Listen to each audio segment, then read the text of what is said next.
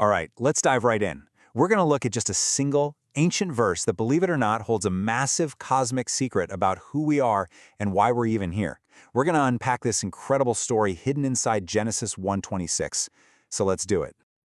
Okay, so right out of the gate, we hit a major puzzle. I mean, the story's just getting started, and already something feels off. A single god says something really strange, and it basically kicks off this cosmic detective story. And the central mystery we're going to solve today is this. Why in the world does a text about one god have him speaking in the plural? And here it is, the verse itself. Let us make man in our image, after our likeness. You hear that? Us? Our? I mean, come on, in a story that's all about one singular creator, that kind of plural language it's just bizarre. It totally stands out. So who is God talking to? Answering that question, well, that's the key that unlocks this whole thing. So, before we can figure out the who God is talking to, we've got to figure out the what. What is he even talking about? What do these two super important words, image and likeness, actually mean in this context? Let's break them down. Okay, the first word is selem, which we translate as image. Now, in the ancient world, if a king wanted to show his authority in a far-flung part of his empire, he wouldn't just send a letter. He'd erect a selem, a statue of himself. It was his stand-in, his representative. So right away, we see this isn't about, physically looking like God. It's all about function. We humans were created to be God's living, breathing representatives right here on Earth. Then there's the second word, demut, or likeness. And this one points to something much more personal, more intimate. If tselem is about function, demut is all about family. It's about a shared nature, that kind of resemblance a child has to their parent. It's that family connection. So you put those two powerful ideas together, and you get these three incredible dimensions to what it means to be made in God's image. First, we are his representatives. We're tasked with wisely ruling the world. Second, we have a family connection. Theologians call this filiation, like a son to a father. And third, because of this, every single human being has an inherent, absolute dignity. It's non-negotiable. Okay, that's the what.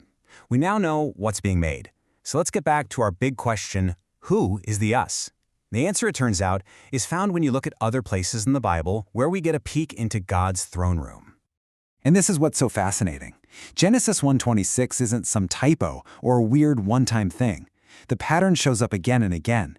You see it at the Tower of Babel where God says, "Come, let us go down." You see it after the fall in the garden where he says man has become like one of us. This is deliberate. It's a consistent feature of the text. God is clearly talking with someone. So what's the most compelling explanation for all this? Well, it's that God is addressing his heavenly council. Think about it like a king speaking to his court of advisors. This whole scene of a divine council, made up of these beings the Bible calls sons of God or angels, it actually appears all over the scriptures, in Job, in the Psalms, in Isaiah. He's basically announcing his master plan to his heavenly family. Now, hold on. This is a really, really important point, so we don't get the wrong idea. The council members are witnesses. They are not co-creators. Notice how in the very next verse, Genesis 1:27, the language snaps right back to the singular. So God created. See? He, and he alone does the creating. The council is there to watch the absolute pinnacle of God's creative work unfold. And this is where it all comes together in this stunning climax. The creation of humanity wasn't just about making another cool creature. No, it was about establishing a brand new, corresponding family on Earth that would mirror the family that already existed in the heavens. This reveals just a brilliant parallel structure in the creation story. Think about it.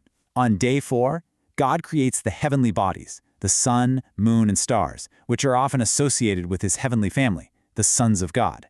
They're his heavenly council.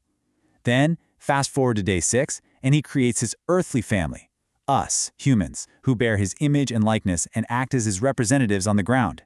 It's this beautiful, deliberate symmetry. It's just wow. So, the big takeaway here is this. Humanity was literally designed to be the earthly counterpart to God's heavenly family. Our whole purpose was to bring the reality of God's wise and loving rule from the heavens right down here to earth. We are the tselem, the living, breathing icons of the Creator on the ground. Okay, this ancient cosmic story is incredible, right? But it's not just some cool piece of theological trivia. This has massive, practical implications for how we live our lives, like right now, today. So let's break down what this all means for you. First, it completely grounds our dignity. Every single person you will ever meet is a living, breathing image of God. That fact alone gives every human an equal and unshakable value. Period. Second, it's a radical takedown of idolatry. I mean, why would you ever carve an idol out of wood or stone when God has already placed his living, moving, breathing icons all over the planet? It makes no sense. And third, it gives us a priestly calling. The very words used to describe Adam's job in the garden, to work and to keep it, are the exact same Hebrew words used for the priests serving in the temple. We're meant to be the caretakers, the priests of creation. And you know what? The story doesn't even end there. The ultimate hope that's woven all through the scriptures is that one day these two families, the one in heaven and the one on earth, will finally be reunited. The last pages of the Bible paint this picture of a new creation where heaven and earth become one, and God's entire family is finally together, living in his presence. So I want to leave you with this question. If all of this is true, if every single person is a living, breathing representative of the Creator, a member of his earthly family, how does that change the way we see ourselves? And maybe even more importantly, how does it completely change the way we see everyone else around us?